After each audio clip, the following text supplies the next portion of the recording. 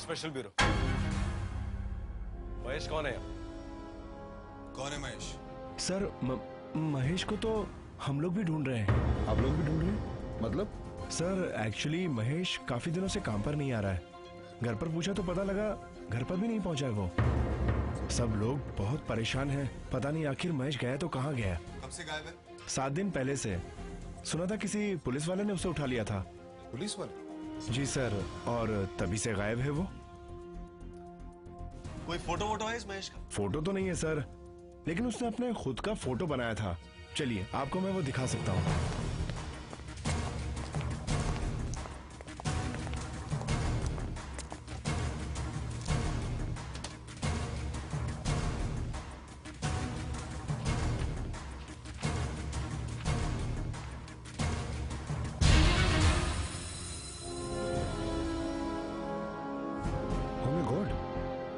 Sir ये तो वही आदमी है जिसकी लाश हमें न्यूज़पेपर ऑफिस के बाहर मिली थी।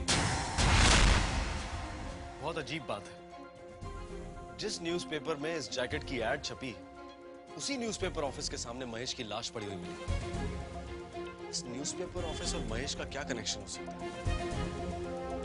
एक बात। जी सर। महेश के गायब होने से पहले उससे कोई मिलने आया करता था? नहीं सर, महेश तो बहुत ही सीधा साधा लड़का था बेचारा। बस अपनी पेंटिंग्स बनाता रहता था। यही तो था उसकी लाइफ में। नहीं सर, कुछ और भी था। तुम? मैं भी यही काम करता हूँ साहब। पिछले कुछ दिनों से मुझे यहाँ काम मिला है। हाँ बताओ, तुम क्या बता रहे थे? साहब पिछले कुछ दिनों से महेश एक आदमी से मिलता था।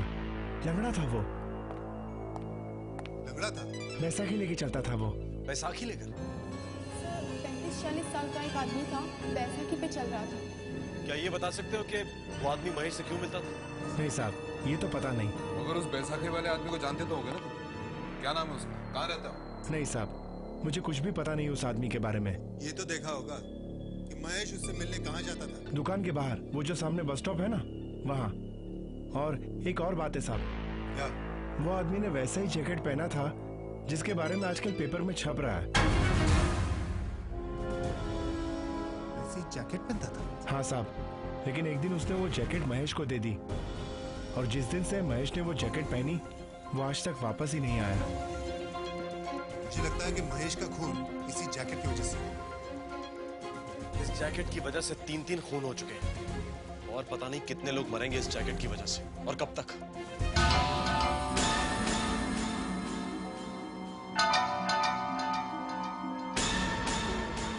जरा सुनो, ये जैकेट कहाँ से लिया तुमने? तुमसे मतलब? मैं सीआईडी स्पेशल ब्यूरो से हूँ।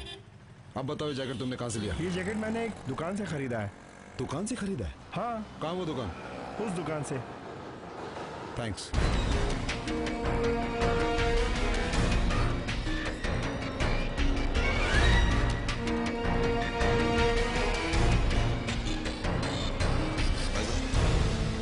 ये जैकेट भी बेच रहे हैं? बहुत बड़ा मतलब है। इस जैकेट की वजह से शहर में इतने खून हो रहे हैं। इस जैकेट को आप इस तरह से नहीं बेच सकते। साहब मैं अकेला थोड़ी बेच रहा हूँ ये जैकेट। शहर में हर जगह ये जैकेट बिक रहा है। जगह जगह बिक रहा है? हाँ साहब, कुछ लोगों ने ये माल बहुत ही सस्ते में बाजार में उतारा है। हमारी तो साहब जैसे लॉटरी ही लग गई। कौन है लोग? वो तो किसी को नहीं पता साहब। कुछ लोग झटपट आए और जैकेट बेच कर चले गए। सिर्फ 99 रुपए की जैकेट है साहब। सिर्फ 99 रुपए? इस जैकेट के लिए 3 खून हो चुके हैं, जिसपे किसी ने 2 करोड़ का इनाम छाप दिया था पेपर में। हाँ सर। ये काम कौन कर सकता है सर? शायद किसी ने हमें गुमराह करने के लिए जाल बिछाया है, ताकि हम असली जैकेट तक पहुंच ही ना सके। उसने एक जैकेट के बदले मार्केट में सैकड़ों ऐसी जैकेट उतार दी। सर, पता कैसे चलेगा कि असली जैकेट कौन सी है और कहाँ है? वो भी पता चल जाएगा प्रताप। सर, एक आदमी मिलने आया है। कहता है उस जैकेट के बारे में कुछ बताना चाहता है। जैकेट के बारे में? नमस्ते साहब। नमस्ते। कहिए, क्या जानते हैं आप उस जैकेट के बारे में? जिस जैकेट के पीछे सारा शहर पड़ा हुआ है, उस जैकेट का एक हीरोइन से कुछ लेना देना है। हीरोइन से लेना देना? जी हाँ, फिल्मों में नई नई आई है। आपको कैसे पता उसके बारे में? मेरा नाम माथुर दास है। मैं उस फिल्म का ड्रेसमैन हूँ। ये फिल्म है किसकी? आरजीबी प्रोडक्शन की। साहब, पिछले 40 साल में किसी भी डायरेक्टर या आर्टिस्ट की हिम्मत नहीं हुई मुझे डांटने की, लेकिन आज हीरोइन ने मुझे थप्पड़ मारा उस जैकेट की वजह से। क्यों? ऐसा क्या हो गया था? अब उसकी लीला वही जाने। शूटिंग शुरू हो रही थी, मैं उसे जैकेट दिखाने गया। जैकेट को देखते जैसे उसे सांप ने काट लिया हो। एक मिनट के लिए चुप हो गई, फिर मुझ पर चिल्लाना शुरू कर दिया। क्या कहा उसने? कहने लगी, मुझे जैकेट पसंद नहीं है, ले जाओ। उस हीरोइन के गुस्से की वजह से आज मुझे अपनी नौकरी से हाथ धोना पड़ा। नाम क्या है उस हीरोइन का? मुझे तो उसका नाम तक पता नहीं। प्रताप, एक काम करो, आरजीवी प्रोडक्शन में जाओ और पता करो ये तमाशा क्या है। जी सर, हम आरजीबी प्रोडक्शन से बाहर निकल चुके हैं सर। उस हीरोइन के बारे में पता चल चुका है, निखार नाम है उसका। हाँ सर, हीरोइन नहीं है जी सर। उसके एड्रेस के बारे में पता चल चुका है, वो हेरल्ड विला मठ पे रहती है। ठीक है सर, हम अभी आते हैं। हेलो बॉस, ये लोग किसी हीरोइन के पास जा रहे हैं। हाँ, उसका नाम है निखार, मठ में रहती है, हेरल्ड विला।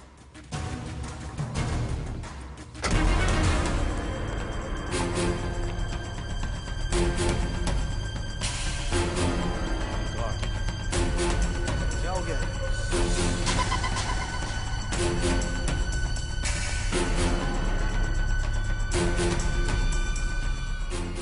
गन? हुआ क्या? लाइए, ये गन दीजिए मुझे।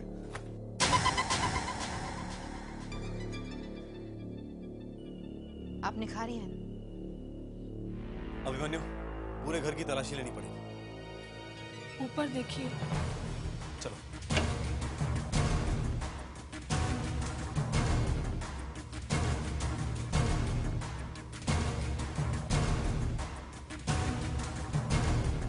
सर, इन दोनों की मौत हो चुकी है।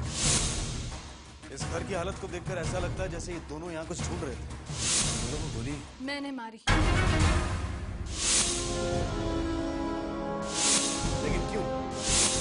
अपने आप को बचाने के लिए। मैं जैसे ही घर पहुंची, घर का दरवाजा पहले से ही खुला हुआ था। डरते डरते मैं अंदर गई। 2 आदमी मेरे घर में चोरी कर रहे थे।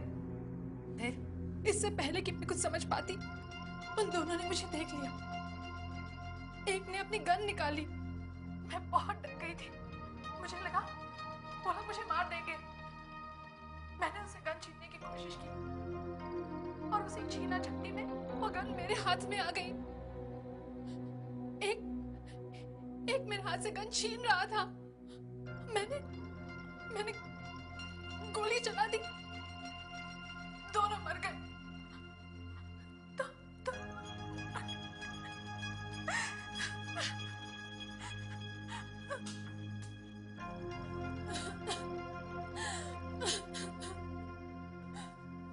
निखार, संभालिए अपने आप को। आइए।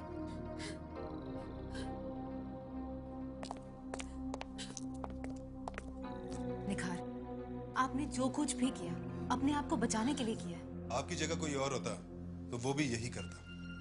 आप जा सकती हैं, मगर शहर से बाहर नहीं, क्योंकि शायद हमें आपकी जरूरत फिर से पड़े। Thank you very much. ठहरिए। क्या हुआ प्रताप? सर, डॉक्टर नहीं थे, कुछ पता चला। क्या? कैथरीना और इंस्पेक्टर राज का खून जिस गन से हुआ था, उसी गन से उन दोनों अपराधियों का खून हुआ था जो निखार के घर में घुसे। तो मतलब उन दोनों अपराधियों ने राज और कटरीना का खून किया था? नहीं सर। तो फिर? जब फिंगरप्रिंट की रिपोर्ट को चोरी कहती है, उस गन पे 3 लोगों की उंगलियों के निशान है। कैथरीना, इंस्पेक्टर राज और ये मैडम निखार।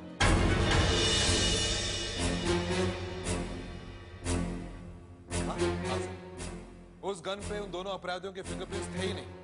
वो गन कभी उनके पास थी नहीं सर, वो निखार के पास थी। मतलब निखार आपने? कितना और भागोगी मिस हीरोइन? आपकी कहानी बहुत अच्छी थी मिस निखार, लेकिन फिंगरप्रिंट रिपोर्ट ने आपकी सारी एक्टिंग पर पानी फेर दिया। अब जरा सच सच बताइए, ये सारा चक्कर क्या है? चुप रहने से काम नहीं चलेगा। जैसे एक झूठ पकड़ा गया है, वैसे सारे झूठ सामने आ जाएंगे। जो कुछ भी मैंने कहा है वही सच है। तो फिर ये क्या है? यह अंगूठी उस इंसान की है जिसने राज का खून किया, भागते समय या शायद राज से छीना झपटी में यह अंगूठी उसके उंगली से फिसल गई थी। एक काम कीजिए, जरा आपका हाथ सामने कीजिए, देखते कि ये अंगूठी आपकी उंगली में बैठती है या नहीं। नहीं, मुझे ये अंगूठी नहीं पहननी। मैंने झूठ बोला। राज का खून मैं नहीं किया है। क्यों? लालच की वजह से। कैसा लालच? 5 करोड़ रुपए की जैकेट का। तो आपको मालूम था कि वो जैकेट राज के पास है? नहीं, राज अक्सर मुझे अपने घर पर बुलाया करता था। उस शाम भी मैं राज के घर गई। वो बहुत खुश था। हमने बैठकर शराब पी। फिर नशे में वो न जाने कैसी बहकी बहकी बातें करने लगा। कैसी बातें? वो कह रहा था कि हम दोनों आराम की जिंदगी गुजारेंगे, अमीरों की तरह। मेरी तो कुछ भी समझ में नहीं आ रहा था। तो मैंने उससे पूछा, तुम्हें कोई खजाना वजाना मिल गया है क्या? उसने मुझे आंखें बंद करने को कहा और मैंने अपनी आंखें बंद कर ली। और कितनी देर आंखें बंद रखनी होंगी Raj? Raj, please can I open my eyes now?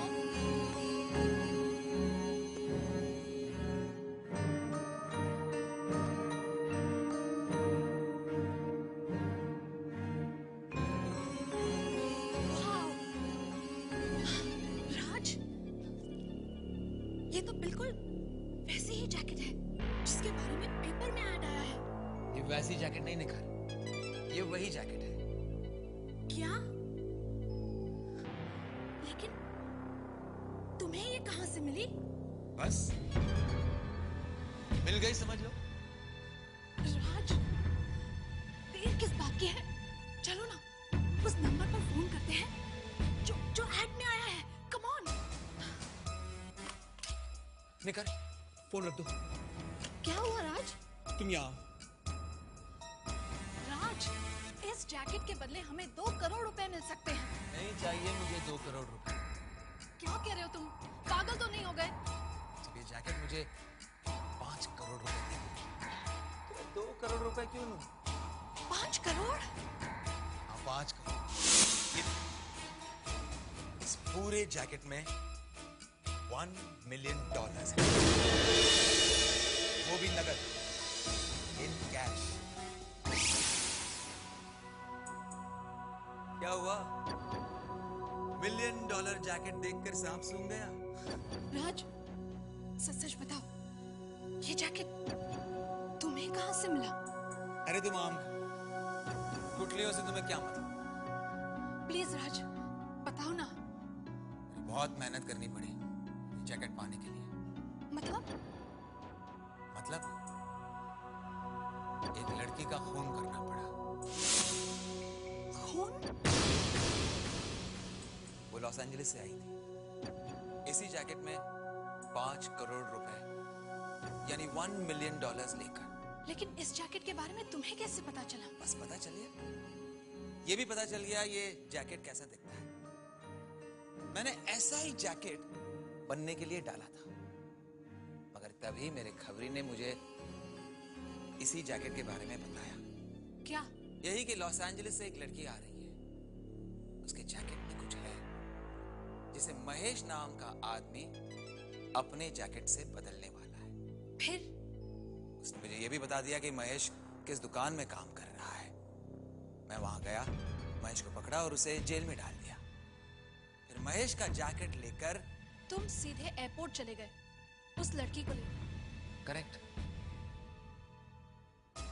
मैं उसे एक सुनसान जगह पर लेकर गया। और तुमने उसे मार डाला? मैं उसे मारना नहीं चाहता था।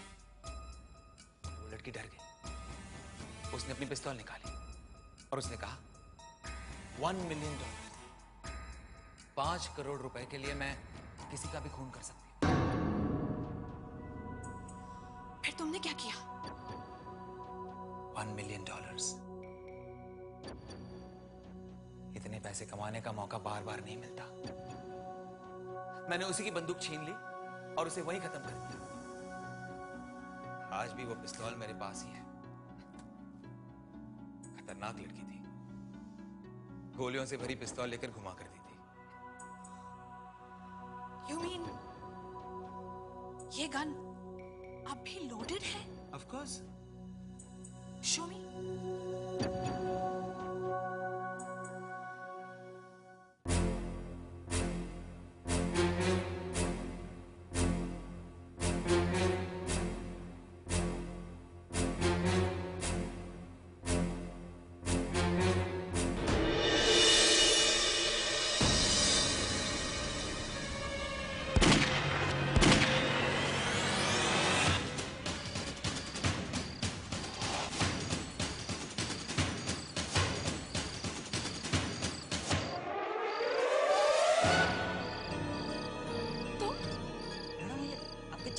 खून कैसे लगा?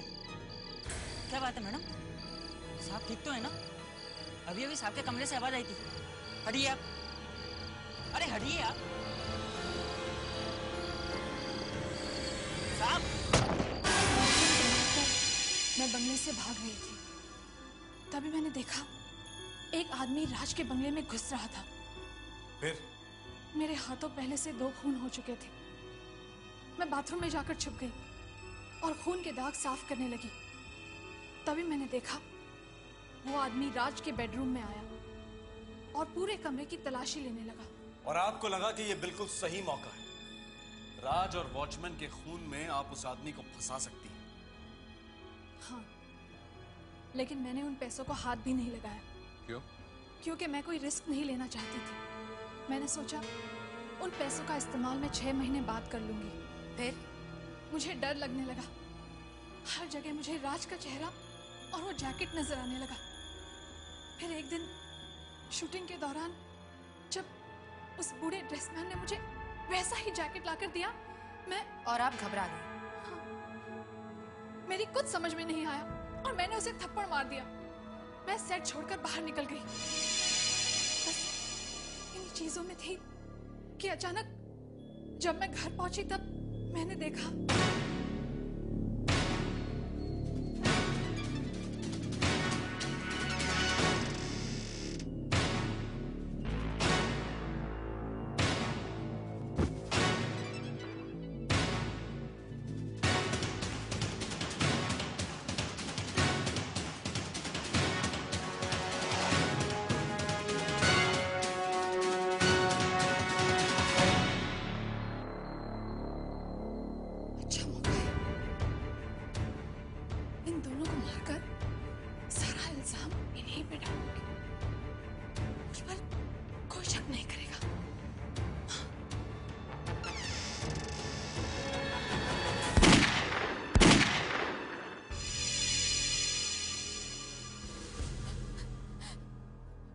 मुझे लगा था मैं अपने आप को बचा लूंगी, लेकिन ऐसा हुआ नहीं। इस प्रकार सीआईडी स्पेशल ब्यूरो से बचना मुश्किल ही नहीं बल्कि नामुमकिन है। रोने के लिए आपके पास बहुत समय है। पहले बताइए कहां है वो जैकेट जिसके लिए आज आपको रोना पड़ा?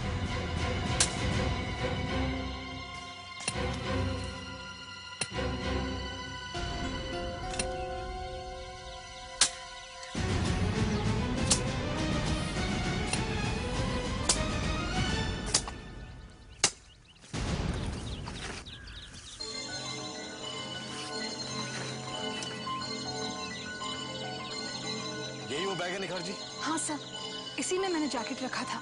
अभिमन्यु, बैग खोलो। इसमें कुछ नहीं है सर।